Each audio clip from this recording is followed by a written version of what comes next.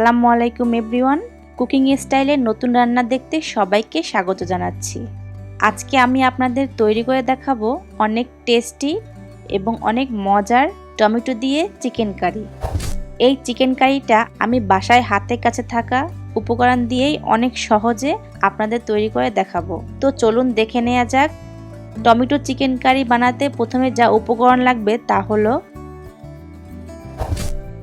700 থেকে 800 গ্রাম মুরগি regular size করে কেটে পানি ঝরিয়ে নিয়েছি, 2টি মিডিয়াম সাইজের টমেটো কুচি, হাফ কাপ পেঁয়াজ কুচি, পরিমাণ মতো তেল, স্বাদ মতো লবণ, 1 টেবিল চামচ জিরা বাটা, 3 টেবিল চামচ রসুন বাটা, 1 চা চামচ হলুদের গুঁড়া, 2 টেবিল চামচ মরিচের গুঁড়া, 2টি তেজপাতা, 6 থেকে 7টি এলাচ বেটে নিয়েছি, 2টি লবঙ্গ, 2 টেবিল চামচ আদা বাটা, আর লাগবে দারচিনি।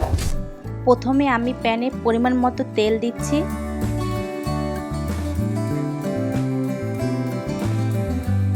তারপরে এর মধ্যে হাফ কাপ পেঁয়াজ কুচি দিব।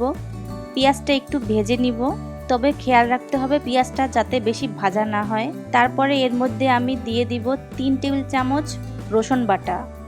আবারও একটু নেড়ে ভেজে নিতে হবে যাতে রসুনের কাঁচা গন্ধটা চলে যায়। তারপরে এর মধ্যে 6 থেকে 7টা এলাচ দিব।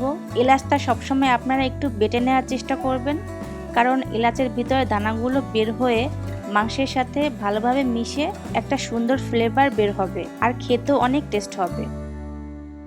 তারপরে দিয়ে দিচ্ছি 2 থেকে 3টি দারচিনি, 2টি তেজপাতা মাঝখান থেকে ছিঁড়ে নিয়েছি, 2টি লবঙ্গ দিব।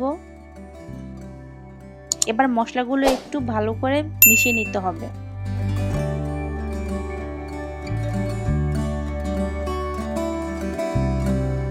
দিয়ে দিচ্ছি 1 টেবিল চামচ হলুদের গুঁড়া, 2 টেবিল চামচ মরিচের গুঁড়া ও 1 টেবিল চামচ লবণ।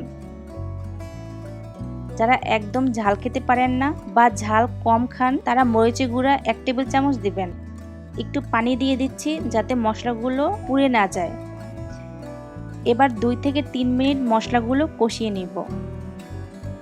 যখন দেখবেন মশলাগুলো থেকে তেলটা উপরের দিকে চলে এসেছে তখন বুঝবেন মশলাটা কষানো হয়ে গেছে।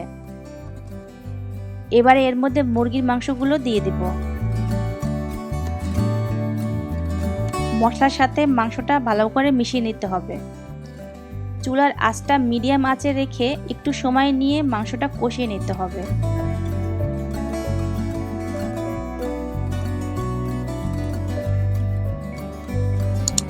এবার এর উপরে ঢাকনা দিয়ে 4 থেকে 5 মিনিট রান্না করব। 4 থেকে 5 মিনিট পরে ঢাকনা উঠিয়ে আবার নেড়ে এর মধ্যে টমেটো কুচি দিয়ে দিব। টমেটো কুচিটা এবার মাংসের সাথে মিশিয়ে কিছুক্ষণ কষিয়ে নিয়ে ঢাকনা দিয়ে ঢেকে আবারও 2 থেকে 3 মিনিট রান্না করব।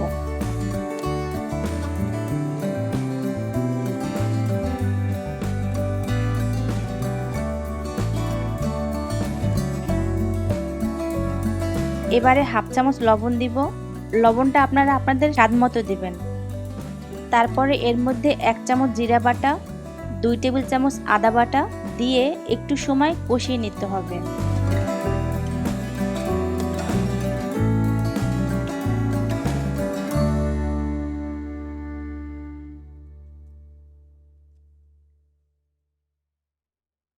এরপরে এর মধ্যে 1 কাপের মতো পানি দিব মাংসটা সিদ্ধ হওয়ার জন্য।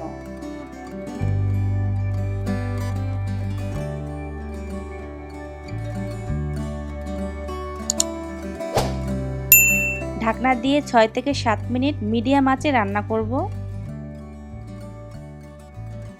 মাঝে মাঝে একটু ঢাকনা উঠিয়ে নেড়ে দিতে হবে।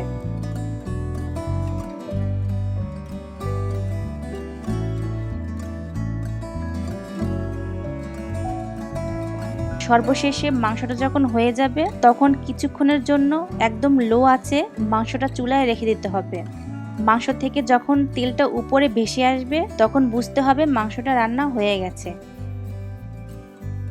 অন্য একটি প্যানে 1 চামচ গোটা জিরে একটু ভেজে নিতে হবে। খেয়াল রাখতে হবে জিরাটা যাতে পুড়ে না যায়।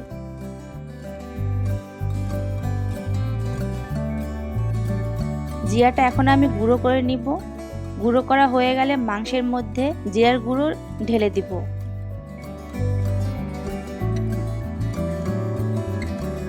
মাংসের সাথে জিরার গুঁড়োটা একটু মিশিয়ে দিতে হবে।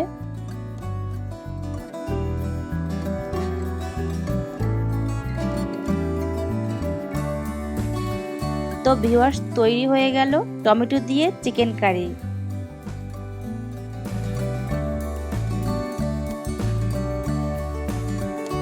আমার রেসিপিটি আপনাদের কাছে কেমন লেগেছে তা আমাকে কমেন্ট বক্সে জানাবেন। আর ভালো লাগলে লাইক এবং শেয়ার করুন। আর প্লিজ আমার চ্যানেলটা সাবস্ক্রাইব করে পাশে থাকবেন। সবাই অনেক ভালো থাকবেন।